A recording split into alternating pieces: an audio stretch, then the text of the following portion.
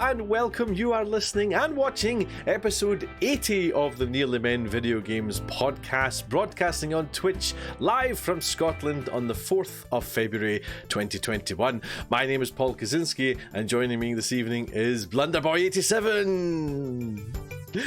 And together, along with Colin Little, we are the Nearly Men. We're not particularly good at games, we don't make them, we're not even involved with the industry. We are the Nearly Men, and at some point you've probably kicked our asses online. How's that for an opening, eh? Just mixing it up. That was stunning. I think we should do something new every week. That's it. Just those words don't need to be in any sort of order, as long as all the words come out.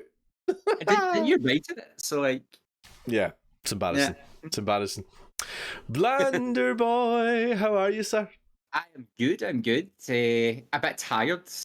Last night was my first stream since New Year's Eve 2020. Really? Like my first solo stream, or like a long stream, apart from the Nearly Men on Friday, I suppose. But I was wow. So that was my first time back on the channel. And afterwards, I was like, I feel tired. I was like, that really took it out of me. No surprised. I don't know why. But it was good. It's good fun. But yeah, so I woke up this morning and I was like, ooh. It's a funny thing, isn't it? I didn't think I'd get this with streaming, but you do get streaming fatigue, and I always notice on a Tuesday when I've done the Monday night, because most of my streams are during the day at some point. I think the latest I finish is 8 until Monday night, where we do the evening. And on Tuesday, I wake up tired, and I never thought that would happen. But it's weird, because doing the streaming in the summer, during the day, I was never like, and I did 10 to 4, so 6 hour shifts each day, and in the evening I felt fine. So I don't know if it was just, I don't know, because it's late, but it's good to be back. It's fun. Yeah, we must address the sad news. Now, people who are watching on Twitch, you'll see instantly, but for the audio listeners, the Blundertash is no more. It's gone for now. For now. He's not a Gario. Not a Gario, just Gary. This is a sad state of affairs. Now, is there a reason for this, Blunder Boy? There is. So for the next 14 weeks now, up to the launch of Resident Evil 8, every time I stream Resident Evil, I'm cosplaying, and none of the characters have mustaches, particularly the female characters. So for true 100% authenticity, the Tash went. And then I think it's like, I think because it's the first time I've shaved in a while, my upper lip is really sensitive. I'm like, Now, will you be having breasts when you're being Jill Valentine and the like? So, if you're going for authenticity here, Gary. So for Claire, I can have an anatomically correct upper half. Jill might be more difficult because Jill's in a boob tube. Oh. So I might just have to take my quarantine body and gaffer tape it up, and it might look quite realistic. So we might. I'll turn up for that. I had to go by are they here or no? I had to go by pasties though for the Jill Valentine. So now Twitch uses rules about nipples. If you're a male presenting character, nips are fine. Right. But if you're a female, like if you're a female biological presenting female, you need to have your nipples covered. And in Jill Valentine's boob tube, I mean, you can't see them, but you can see them. Do you know, like, definition? And I was like, would that count as seeing nipples? So I had to buy pasties to stick over them so that you can't see my nips through the boob tube. The things you have to think. These are things that people don't realise you have to think about when you're streaming. I know. And they came in 2 shapes. So one shape's like a circle, which makes sense. The other's like a flower shape. And I'm like, I don't know where you want me to stick that. Like a flower? Or maybe that gets better grip. Because it's got kind of tentacles, if you know what I mean. Yeah, like the suction cups. Yeah. I mean, I guess I'll just find it in 2 weeks' time when playing Resident Evil 3, like the trials of pasties. But yeah, it's very interesting. Make sure I don't get into trouble. I will be there. If this is me as a man trying to present as a female, think of the poor women when they're having to consider what they're wearing every day just to stream. Like, might that show something that somebody's going to deem offensive? And I'm like, we've all got areolas enough. And some streamers don't even care if you browse deeply enough. Mm-hmm. Well, I'm looking forward to that already, Blunder Boy. I'll not lie. I feel like Welcome, everyone. This is episode 80. We love you getting in touch, even if it's just to let us know what you've been playing. Here's how you can do it, should you so wish. Reaching the Nearly Men is easier than ever. Search for the Nearly Men Video Games podcast on iTunes, Spotify, YouTube, or your preferred podcast player. We stream on Twitch. Follow Colin at Colin_NM. Follow Paul at Paul Kaczynski, all one word. Follow Gary at Blunderboy87. And let's get social on Facebook as The Nearly Men, Twitter and Instagram where we are at Nearly Men, or go old school and email us on info@thenearlymen.com. Need all that again? Links are on our website, thenearlymen.com. So what are you waiting for? Yes, indeed. Please get in touch. Tell us what you've been playing. Now, of course, yes, there's people in the chat accusing people of stealing Colin Little. Unfortunately, no, Colin Little has not been stolen. He's having to work tonight, so he is half a job. Colin, half a job, Little. It's only fair that we call you half a job. You know, if he's going to do the same. Do you know what I mean? So yes, so he can't make it, but he does send his apologies and he loves you all. And he actually asked, as a kind of thank you or an apology, I should say, for not being here, if you could all sub to me and Blunderboy, but not him. Yeah, not him. Doesn't want it. Doesn't want it at all. He doesn't. Oh, do you know what's exciting before we move on? I get my first ever hype train last night. Oh, do you know, I think I was there for that. I think I saw it happen. It was very exciting. I was overcome with emotion, almost cried. Did you do anything exciting for your hype train? I know a lot of streamers kind of do, you know, if we get to level 2 or level 3 or level 1, whatever, I'll do this. Did you do anything like that, or were you just succumbed to? I was just like overwhelmed, and then we finished level 1, so I think I did my bitties dance. Excellent. So I need to think in advance if it happens again, what I could do for people. I saw that you've got a new emote as well. I do. Your bacon. My bacon. Although Magic or Die came up with a great name, the Rainbow Rasher. It's a lot more Rasher. PC, and he's going to be the new mascot. So look out for more Rainbow Rasher. Yes, love it, love it. Right, Gary. There's been some news. Yeah. Just a little bit. I know it's still a wee bit quiet after Christmas. I think it's going to start to ramp up soon-ish. But you were telling me about the next Tomb Raider game, weren't you? Yes. So this year marks the 25th anniversary of Miss Lara Croft making her debut. Same with Resident Evil, actually. They both came out the same year. What year? So, did you say what year? What a year. I was like 1996. I presume 96, yeah. I was like, fast maths. That's the kind of math I can do, yeah. So for the 25th anniversary, what Square Enix, who now own Tomb Raider, are doing is like a year of celebrations. They're doing lots of fan art, lots of stuff with the community, and I think they're focusing on a different game every month to like retrospectively look back at and show the community's art and appreciation towards, and it's really exciting. It's really nice. I'm kind of looking at Capcom like, you've owned this for the start. Where's the Resident Evil love? So there was a big interview like a week ago, and they weren't giving too much away, but basically in this interview they stated that there won't be a new Tomb Raider game this year, or too soon. I think they said it's like a good couple of years away, probably. Right. But what they're aiming to do is to make current Lara become the Lara from the first series. Now, I thought that meant linking the stories together. I went, that won't work. Right. It doesn't. They just mean making the modern day Lara's attitude and bravado more like the Lara we all loved back in 1996. Right. So, okay. Which was what we were kind of promised in the new trilogy, but by the end of the new trilogy, you're like, she's still pure screaming and greeting. What's going on? So hopefully by the time this next game comes out, she's aged a bit, because she's a late teen, early 20s in the new Tomb Raiders, whereas in the original games she was like 30, so old. Or like 27 or something, but she was worldly experienced. And she could hold 2 handguns at the same time, so hopefully we will get that. They did announce, and this was so bizarre that threw me for a loop as well, that they are doing a Netflix anime show set after Shadow of the Tomb Raider. So I think this is going to bridge the gap between what we've had and where we're going. Okay. So it's quite interesting. Like it's get my eyebrow raised. They seem to be treating Lara with some respect, and they're trying to please the fans from each era. I mean, I'm kind of like, well, what happened to Legends Lara? Because I loved her, but we won't go there. But it's quite interesting the way they're doing it, and this year's worth of celebration's really nice as well.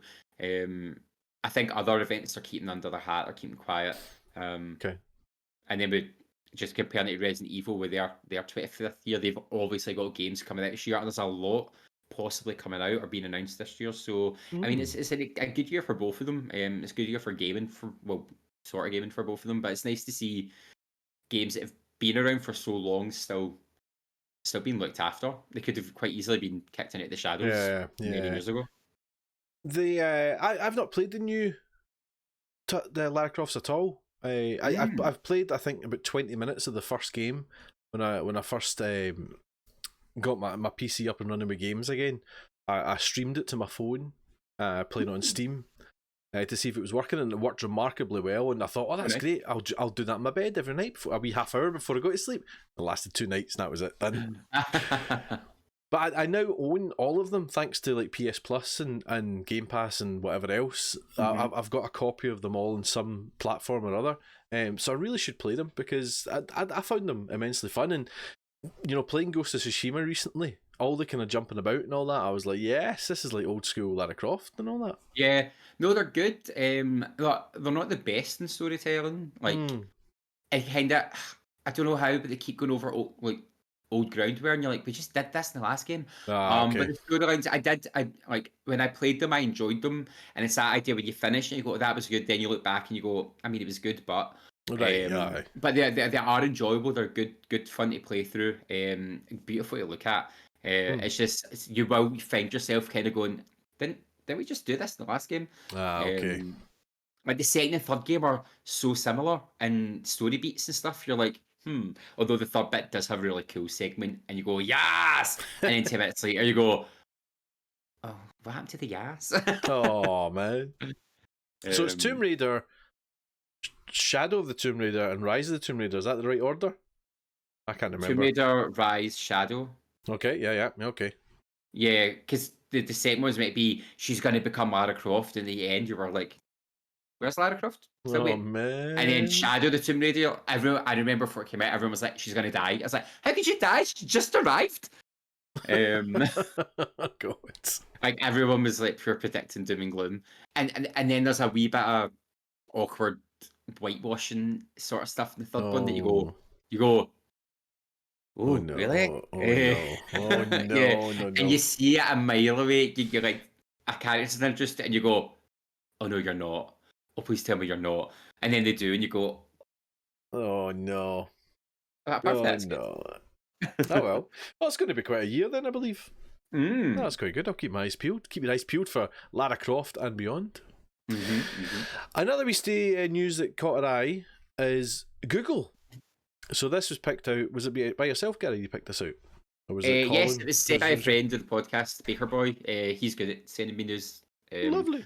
And I was like, when I saw it, I went, It's sad news. Google Stadia shuts down internal studios, changing business form.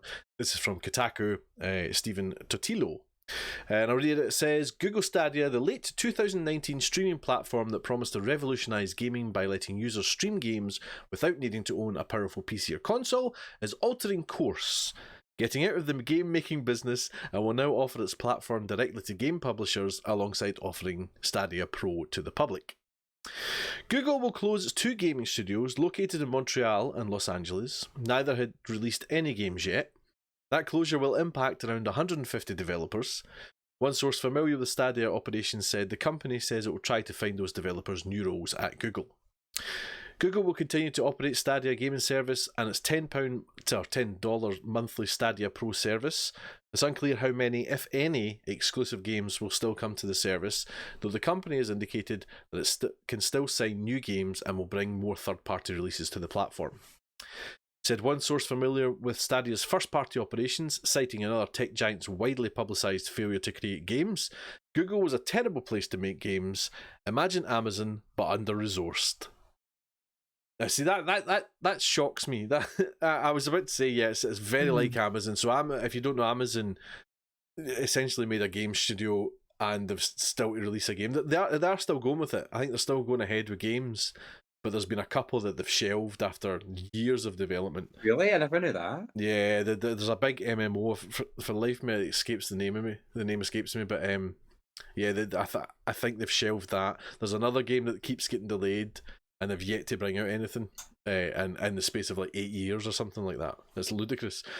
But that last quote, Google was a terrible place to make games. Imagine Amazon but under-resourced, shocks me, because I thought the Stadia launched and it was hellish, if you remember. It was a complete shambles. It launched too early, it wasn't working, it wasn't great. It was a bit silly. And but at the talk at the time, and I remember people like Gary Whitta and Greg Miller, people like that saying, the thing is, Google has got so much money that they'll just keep pummeling money into this until it works. And the idea was that a year later, 2 years later, it would be all working bells and whistles, and it'd be one of the top ways to play games. And it just didn't seem to happen. And now they're saying that's it. They're pulling the game studio, which doesn't mean that Stadia is stopping. When I first heard this story, I thought it was Stadia that they were stopping. But it's just the studios that make the games. But I mean, I can't remember what they were making. Do you know at all, Gary, what they were making? I didn't even know they had game studios, and now they've shut in after 2 years and not made anything. I'm like, I genuinely can't remember. Do you know? It just makes me think of that the meme of Avengers when the child turns to Thanos and says, "What did they cost you?" And he goes, "Everything." It's like, that's what I feel like just now. It's just like, yeah. I mean, no game comes to mind that they were working on. I mean, maybe they hadn't even announced games yet. That's the thing. But yeah, when I first saw this, I thought it was Stadia was dead. And I was like, oh, surely not. But it doesn't seem to be. They're still getting Stadia Pro, so I presume that means they're possibly doing away with the kind of light version of Stadia, and you now have to pay for it. Yeah, I think so. Which kind of makes sense. You can't keep sustaining that freebie. I know they gave a lot of it because they did muck up the launch of it all, but but I know Bry, who follows us all, he loves his Stadia. He loves playing on Stadia. And I think he's playing Cyberpunk on Stadia, and he loves it. He says it runs great, but of course it does because it's running on the highest of PCs.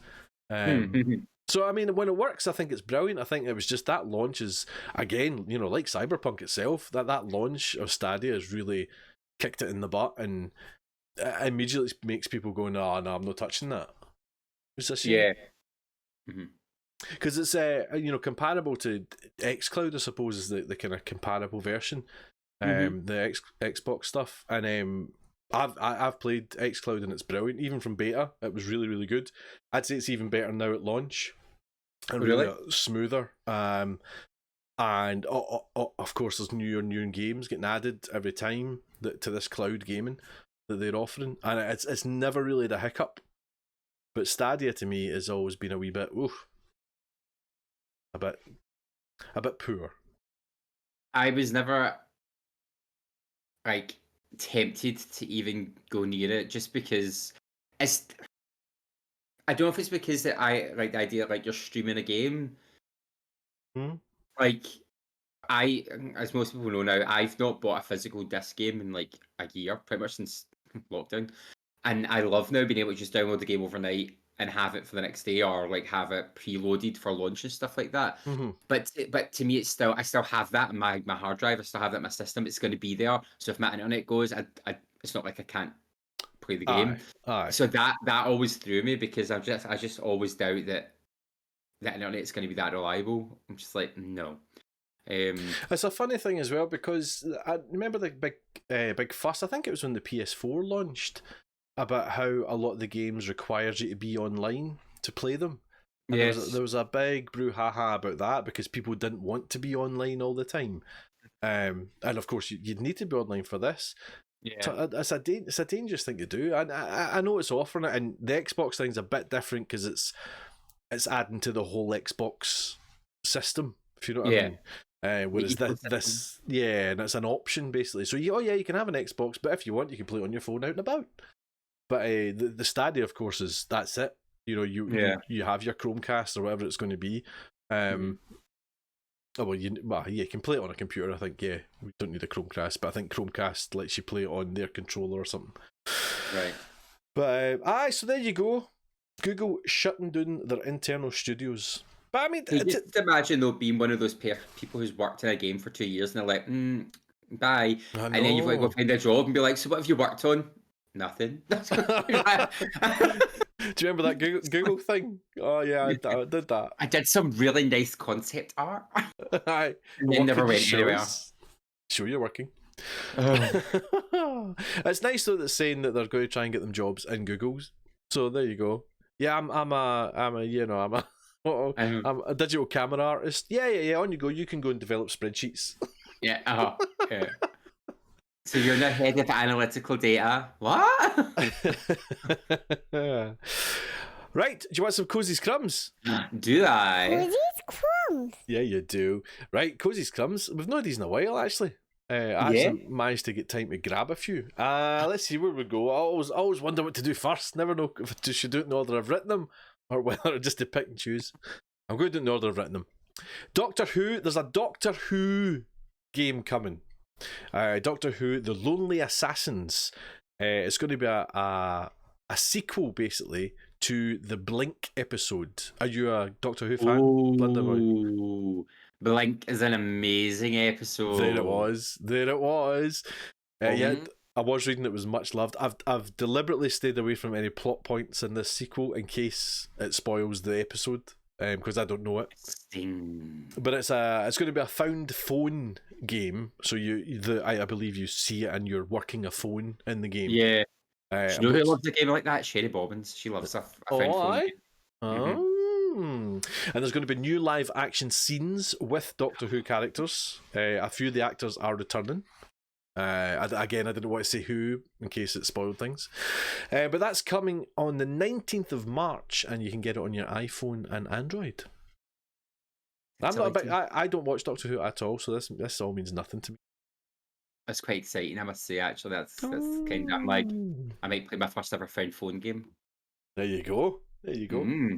Next up, you've got Apex Legends is coming to the Switch on the 9th of March. Apparently there's been a whole load of that. It's coming now. No, it's not ready yet. Oh, it's coming now. No, it's not ready yet. No, here it is. It's coming the 9th of March. Players, because it's jumping in 9th of March, I think everybody will have been doing Season 8 for about a month or so. Because I think it's just launched or so, hasn't it? Just happened yesterday, day before. So players will be granted this is on Switch. Players will be granted the first 30 levels of the current Battle Pass for free, and there'll be double XP for 2 weeks as well. That's to let them kind of catch up with everybody else. But the good news is that the Switch will work cross-play with all platforms. I don't know if I'd like to play Apex Legends on the Switch cross-platform, but there you go. You'd play like a potato. You'd be like, and I'm dead. And I'm so dead. I'm so dead. My Switch has died. That'd be quite fun. We know that Wardy, fan of the channel Wardy, is a big Apex player. He's been enjoying the new character. But what does Blunderboy have that the other two Nearly Men don't? There's a question for you. Wait, what? He's a champion. I'm an Apex champion. Me and Dyke Punk. If you want to see the reaction to the win, just watch the channel and then we go to the toilet with my Be Right Back video with the absolute shock that we won. Beautiful. I think it was like our first game we played as well, where we're like, brilliant. What? Brilliant. Sweaty. Hero of the nation. And coming up is you've got your Game Pass editions. Now, I thought this is something we could regularly do. I thought enough of us now have got Game Pass to throw out what's coming. And as I say every time, Game Pass is probably the best value in gaming at the moment. So, I mean, Blunderboy, you picked it up, didn't you? Again? Am I allowed to tell you that? Am I allowed to tell everybody that we teased you back? It's all because I watched you play the medium and I was like, actually, it's quite good, but I don't want to pay money for it. You see? And I got it for £1 for 3 months. Do you know what I mean? So you can play the medium, everything that I'm about to read, and of course everything in Game Pass's back catalogue and EA Play. You can play all that for 3 months for £1. Do you know what I mean? Yeah. Do you know what I mean? Yeah. So coming to Game Pass on the 4th, which is today, you're getting Ghost of a Tale on the PC. You're also getting The Falconeer, and also sneaking onto Game Pass, which I'm quite excited about, is Project Winter. Which I think has been in my wish list on Steam for a while. We've talked about it a couple of times. I remember one time when Colin wasn't going to be in the multiplayer one, we had a wee word about doing this, but it wasn't going to work that time. But it might work in the future because it's a 7-player game, isn't it? I think it's 7. Yeah, there's a chunky in it. I think MJ Play Games has talked to me about it as well. Somebody else has talked about it as well, and I was like, I know Just Off the Six plays it as well, so maybe get a wee team together and see what's what. Ooh. On the 11th of February, that's a week today, Final Fantasy XII, The Zodiac Age, which I believe is the HD remaster that was made years ago. Yeah. That's coming. Jurassic World Evolution is coming for Android and console. It's a very good game. Stealth Inc. 2, a game of clones for Android and console, and Wolfenstein Youngblood is coming on Android. Now, when they say Android, I presume they mean the cloud. You can game cloud, if you know what I mean. Right. They seem to be dropping the xCloud branding. I don't really see that anywhere now. It just seems to be cloud play or something. I can't remember. Right. So I presume when they say Android, they mean you can play it on the cloud. And leaving Game Pass, on the 15th, The Blob for the console goes off, Ninja Gaiden 2 leaves, and World of Horror for PC leaves.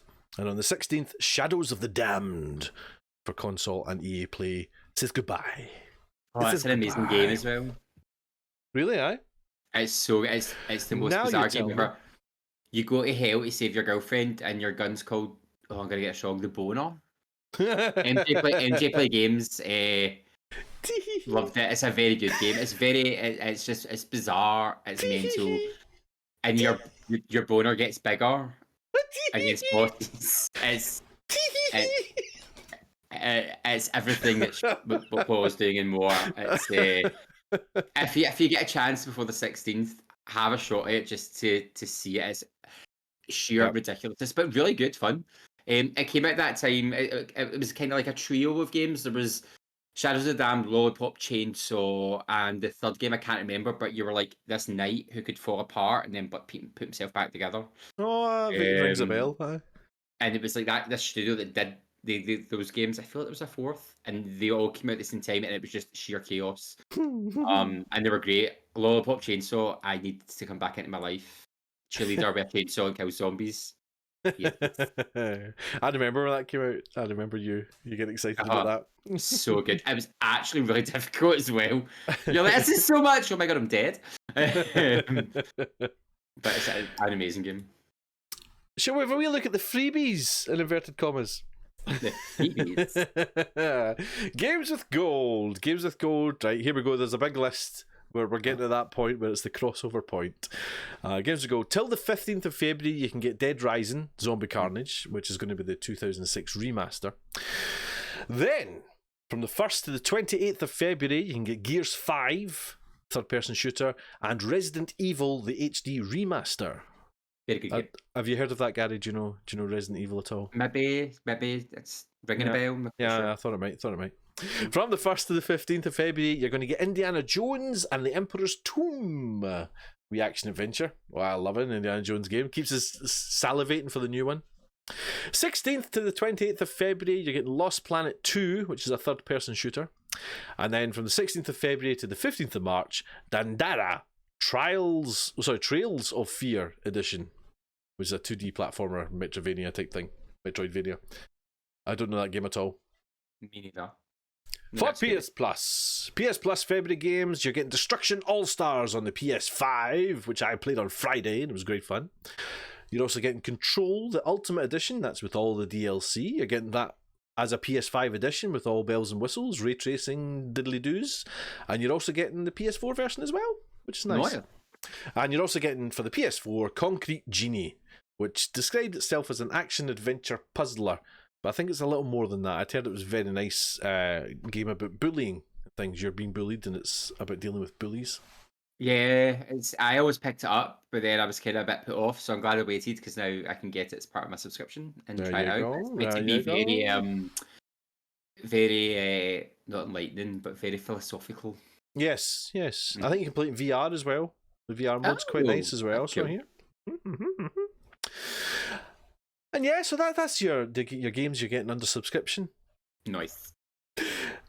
We've been playing games as well, haven't we, Gary? Yeah, just a little bit. I'll just touch on it very briefly. We were playing Sea of Thieves. Now, Gary, I've got old footage here. You weren't playing.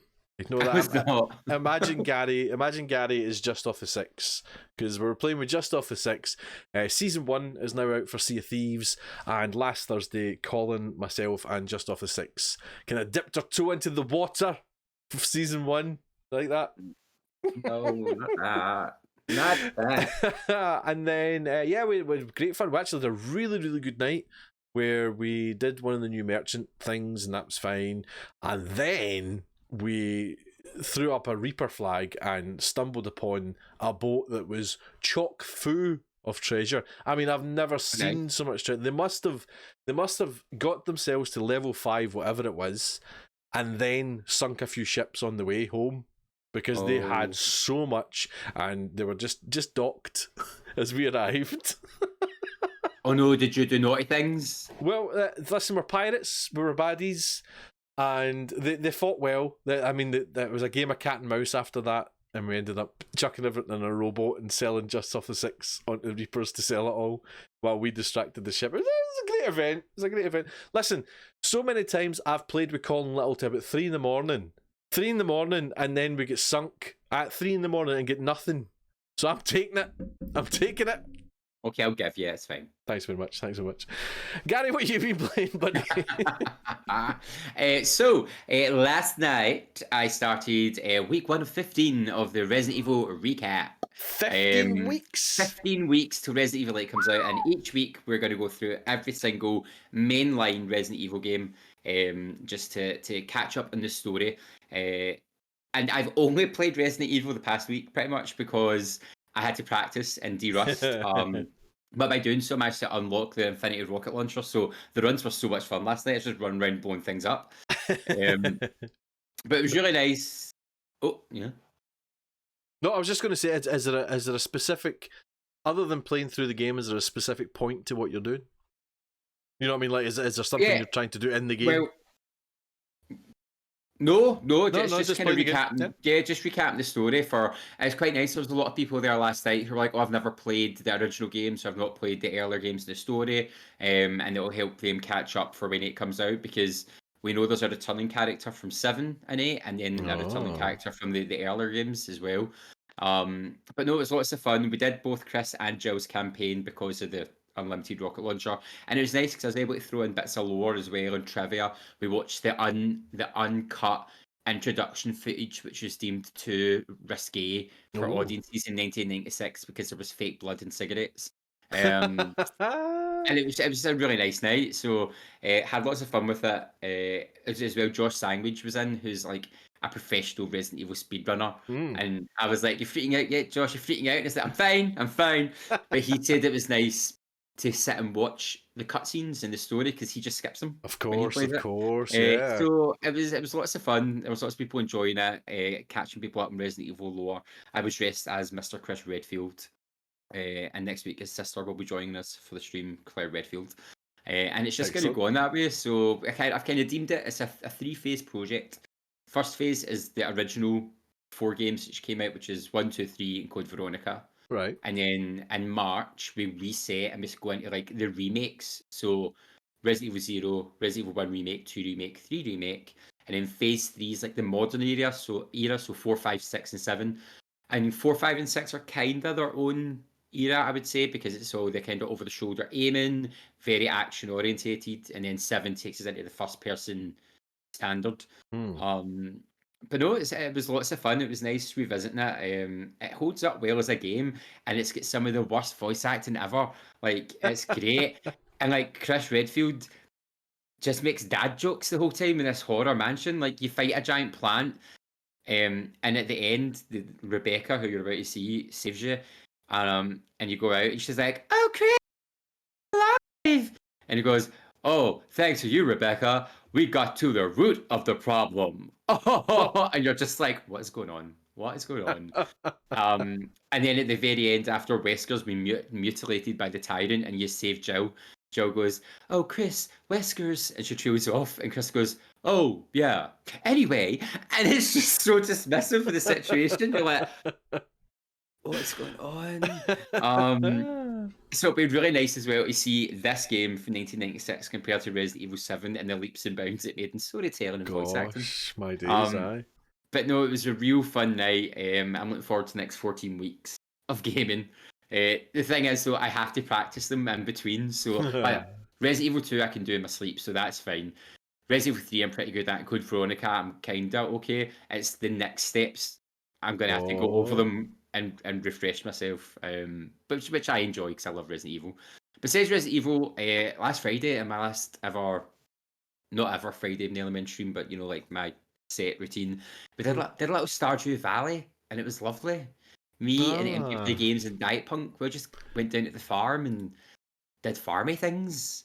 Beautiful. And it's so nice and chill. And it was fun because Diet Punk had never really played it, so we're kind of teaching him the ropes.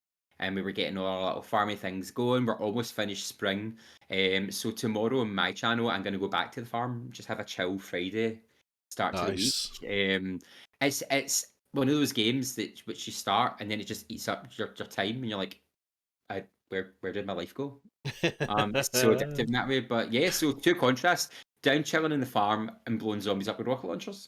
Perfect combination. Mm-hmm. What about you, Palkotinski? What you been playing? Well, do you know, I have been playing a few things. So last Monday was the first time I was no longer on the Nearly Men channel. So we just decided to continue, move over to my channel, and I love doing the stories. We went through a wee phase of doing like stories like Erica and Quantum Break, different things like that, episodic things that would kind of worked quite well. And as a wee thank you to getting my channel to 500 followers, like all the beautiful people out there did, and because Bri always asks me, I thought I'll do something horror based. So I jumped onto the Medium, which of course is on Game Pass now. And oh man, I did well. I did not bad. I put scare sounds on. Oh, I know you did. Oh, I know you know I did. I thought I'll be brave, give the people what they want. And it was quite terrifying. It was quite. I mean, it's terrifying. That's wrong. Terrifying's wrong. It's eerie. It's creepy, and it's not. It's not Resident Evil 7. Do you know what I mean? It's not that. It's definitely the tone of it is. It just puts you on edge a wee bit, so that when things happen, it unnerves you. And it's definitely, there was, I don't know, it was maybe 2.5 hours before there was any sort of scare in it. Right. Which was quite a big scare. But the whole atmosphere is really nice. The game itself feels a wee bit old school in that it's static camera angles. It reminds me of PS2 era gameplay. Aye. Style, but not in a bad way. No, and saying static's wrong for me. Sorry, it's not static. It's more cinematic camera. So because a lot of the time the camera will move with you. Do you know what I mean? So it's not just like a static shot where you walk through it. Like, there's a point where you're going downstairs and it kind of almost circles round with you, and it's really quite nice. And it lends the game that way of being really cinematic without being a cutscene. And it's really nice. The character's quite likable. I've only kind of just got into the kind of main story of it. Kind of did the setup, and we're kind of now at the place that we're meant to be, and it's very good. It's very good fun. We continue on Monday. I guess it'll be about 3 streams or so. I think it's about 10 hours long or thereabouts for me. And yeah, it's just really good. I'm glad you've picked it up because I think you'll enjoy it. Yeah, I've got a question. So one of my friends was streaming it, and then I'm on a mod channel, and in his mod chat, he then had this big discussion, which I was like, we'll have this discussion. Because it was taught about trigger warnings in the game because it deals with some heavy themes and issues. And I was like, I didn't know that was part of it. Have you found that? Have you came across the bits yet which I might be talking about? Well, I mean, there's kind of subject matter that could be triggering. Yeah. I'm not really spoiling it by this because it opens with this. It opens with you dealing with the body of your father after they've just died. Right. So obviously that could be very triggering. It's done in a kind of way because she works. Does she? I think she does work at the funeral parlor, and your dad was the funeral director. Right. So she's obviously been around death a lot. So there's a kind of a nonchalant way of her dealing with it. Obviously sadness to it, but it's very quite nonchalant, and it's quite detailed in its this is what happens when someone dies kind of thing. So I guess that could be quite triggering to someone who's been in that situation recently or anything. Usual things that all these bloody games have, nearly swore there. Bloody's acceptable. Is spooky kids, all that kind of thing. The setup is potentially gruesome. But I mean, I've not came across anything that I went, whoa. I'm wondering if you've not got to the bit they got to, because the stuff that they said, I was like, what? Okay. And I was like, I didn't see that in Paul's stream, so maybe just I want it to you. I will message you off chat. Right. I don't want to say Lara on stream because in case everybody's like, I think he's talking about the right game. But I was a bit like, oh, I wonder if it's an implied subject matter, or if it's out and out, so some people might interpret it differently, or if it's like, no, this is what I'm saying, and maybe you've just not got to that point yet. Right, okay. It's interesting. But I'm looking forward to playing it, because I said, is it worth playing? And he went, oh no, it's a great game, it just has stuff in it which some people might be like, well. Yeah. No, but join me on Monday when I continue it. That's going to be good. I've also been playing, just very quickly, I picked up Destruction All-Stars, which is the PS5 PS Plus game this month, and it's a kind of a spiritual successor to Destruction Derby. In that it's an arena where you get in a car and you smash up the other cars. But it's a wee more than that. The developer described it really well, I thought, where he says the cars are like weapons. You're not going to stay in the same car for the whole game. You're going to use it for a bit till it's done its purpose, and you're going to change cars and use another weapon. Do you know what I mean? So it's quite good, and it's got things like hero cars, so each character have got their own cars with special abilities. But it's frenetic, chaotic fun. It's really, really fun. I don't know if it would be better with people because if you play in a team, if you play in a group, you have to play team games. Right. And the maximum size of a group is 4. But the minimum team game is 8. So you're always going to be paired with randoms. You're never going to be like a squad. Yeah. So I don't know if that has got that kind of. Normally with these games, I go, oh yeah, it's brilliant, but I want to play with Blunderboy and Colin, and that we can be the wee team. Whereas I don't know if it would add anything because it's so chaotic. I don't know what we would do together, if you know what I mean. So it wouldn't really make a difference. Watching you, I don't think you could strategize. No, it's just you just do your own thing, I think. But it was great fun, and there's a few modes to do. One of the things that's getting pelters for, it's getting absolutely ripped apart for, is that you can't turn off the group chat. So in the PS5, it automatically comes out the speaker of the controller, and as you can imagine with these kind of games, the community are relentless, from anything from right-wing fascist podcasts being broadcast on them and things like that to, anything you can imagine.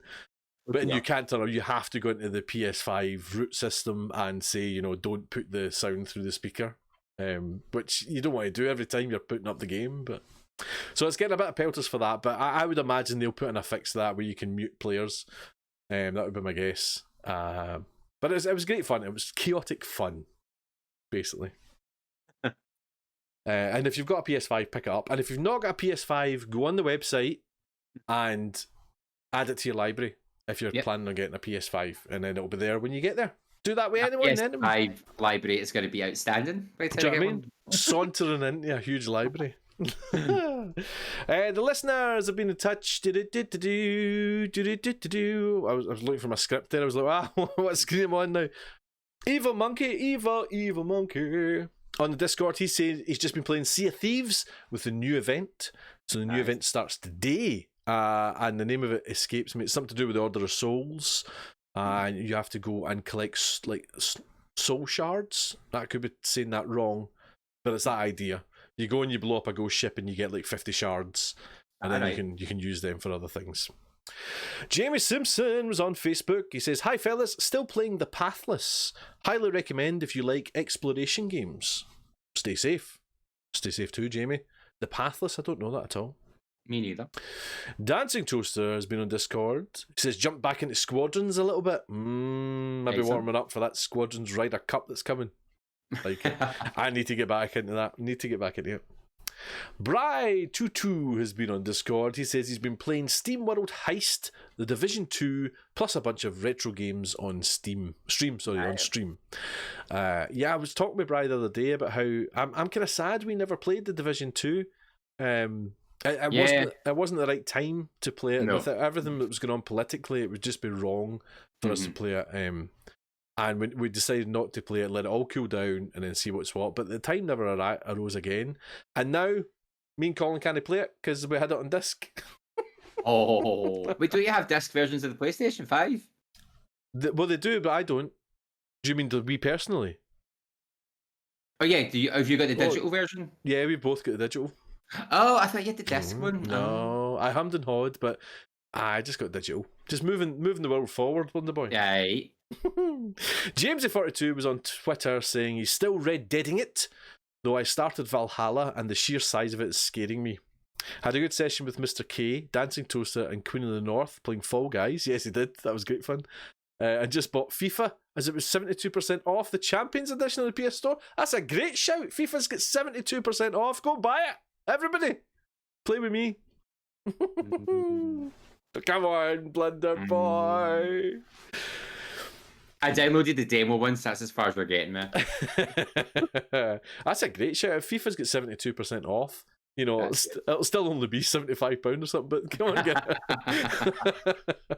and that's the listeners' games. Lovely to get in touch, guys. Remember, we love hearing what you're playing. Honestly, just tell us what you've been playing. We love hearing the mix of games that everybody that listens to the podcast are playing. So please get in touch and here's how you can do it. We'd love to hear from you. Find us on Facebook as The Nearly Men, Twitter and Instagram, where we are at Nearly Men, or email info@thenearlymen.com. Right, Blunder Boy, I'm going to throw some new releases your way. Exciting. On the 4th of February, that's today, you're getting Odysseus, Cosmos and His Robot Quest on the Switch. Also on the 4th, Werewolf, The Apocalypse, Earthblood. That's PS5, PC, Xbox Series X, PS4, Xbox One, all the Xboxes. Neo Remastered, the Complete Edition for PS5 is coming on the 5th, as is Neo 2, the Complete Edition. And you're also getting both of those on the PS5 and the PC and PS4, if that makes sense. Yeah. On the 6th, you get Ampersat for the PC. On the 10th, Scarlet Hood and the Wicked Wood. Good title for PC. Right. On 11th, you're getting Death Crown for PS4, Xbox, Switch. Little Nightmares 2 for PC, PS4, Xbox, and Switch. Oh, Blunderboy's excited about that one, yes. Rover Wars for the Xbox is coming on the 12th. Galgun Returns for the PC, Xbox, Switch is coming on the 12th as well. Also on the 12th, Super Mario 3D World Bowser's Fury for the Switch. And on the 17th, you're getting 30XX for PC. And on the 18th, you're getting King of Seas for PC, PS4, Xbox, Switch. Nice. And that's your new releases, baby. The chat's been all go. I've not actually picked up anything as I've been reading a lot of stuff, but it's been all go. There was nothing really directed at us, I think, apart from Bryce saying he noticed your choice of clips was not the one of you gesticulating towards the audience for giving you a fright. Oh, he gave me a bit. He gave me a couple of belters. Bry gave me a couple of belters. One of them though was obscene. Obscene. I mean, change your diaper type. Obscene. Oh, there you go. £23 for FIFA is Colmax saying. That's a great price for a game that new. That if you play it a lot, that's a great shout. Because it's. I think you're still 3 or 4 months away from it being on EA Play. So if you do like FIFA, £23 is a brilliant one. Remember, buy the PS4 version if it's cheaper. then you can upgrade to the PS5 automatically. Mm-hmm. Upcoming streams. Well, Gary, you're streaming at the moment, aren't you? After having a wee Right now? hiatus. No, not right now. I mean, like, during the day and things. You've got a schedule on the go again?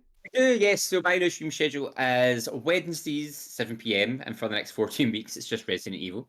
A Friday, 3:30 p.m. to about 6:30, so just like an easing into the weekend stream, and then a Sunday, 2 p.m, and I think I'm going to be doing like RPGs on a Sunday for the next wee while, starting with Shadow Hearts again. So I'd started that during summer, and then stopped because you kind of need to give that a good 4 hours to at a time. Yeah. And it's a bit heavy for nighttime, so I was like, that's good for a daytime. But I'm going to start Sunday stream with previously in Shadow Hearts. I've got design background and everything, so to remind everyone of what happened.